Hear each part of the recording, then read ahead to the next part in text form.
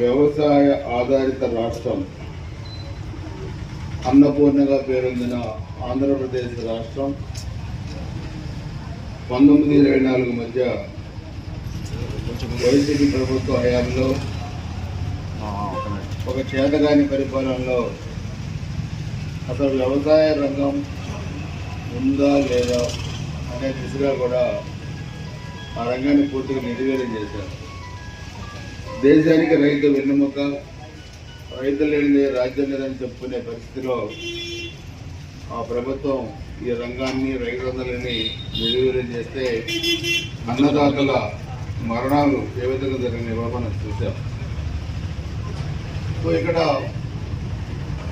విశాఖపట్నంలో జరిగిన పెట్టుబడుల సదస్సు మనం ఒకసారి మనం చూస్తే 14 లక్షల కోట్ల రూపాయలు ఒక వ్యక్తిపై ఉన్న నమ్మకం, ఒక ప్రభుత్వం మీద నమ్మకం దేశ విదేశాల నుంచి వచ్చి మన పిల్లలకి ఉద్యోగాలు ఇవ్వడానికి ఈ భారతదేశంలో ఏ రాష్ట్రం చేయని విధంగా మన రాష్ట్రంలో ఈ మధ్యన మనం చేస్తున్నాం.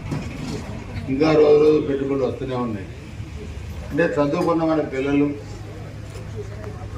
విదేశాలకు కానీ ఇతర రాష్ట్రాలకు కానీ ఉద్యోగాలకు వెళ్లకుండా మన రాష్ట్రంలోనే ఉద్యోగ కల్పన 20 లక్షల మందికి ఇవ్వాలనేది నారా లోకేష్ గారి ధ్యేయం.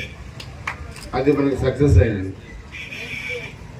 ఇక్కడ ఈ ప్రోగ్రాం చూస్తే ఇది మనకి ఒక ఇల్లు కట్టుకోవడానికి పునాది ఎంత బలంగా ఉంటుందో మన రాష్ట్ర నిర్మాణానికి వ్యవసాయ రంగం ఒక పునాది లాంటిది, రైతులు ఒక పునాది లాంటి వాళ్ళు.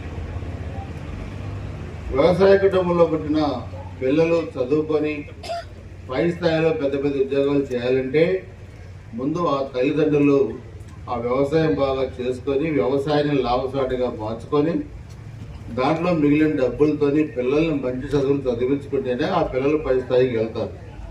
సో అందుకనే చిన్న వ్యాపారులైనా వ్యవసాయదారులైనా వాళ్ళ ఆదాయాన్ని పెంచుకొని పిల్లల్ని బాగా చదువుకునే దాంట్లో ముందుంటారనే ఉద్దేశంతో వ్యవసాయాన్ని లాభసాటి వ్యవసాయంగా మార్చాలన్నది చంద్రబాబు నాయుడు గారి ఈ ప్రభుత్వం ఉద్దేశం.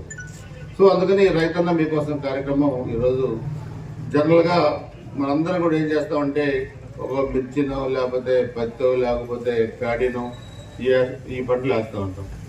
కానీ ప్రకృతి మన మీద కన్నెర చేసినప్పుడు వర్షాలు ఎక్కువైనప్పుడు ఈ మధ్య ఎక్కువ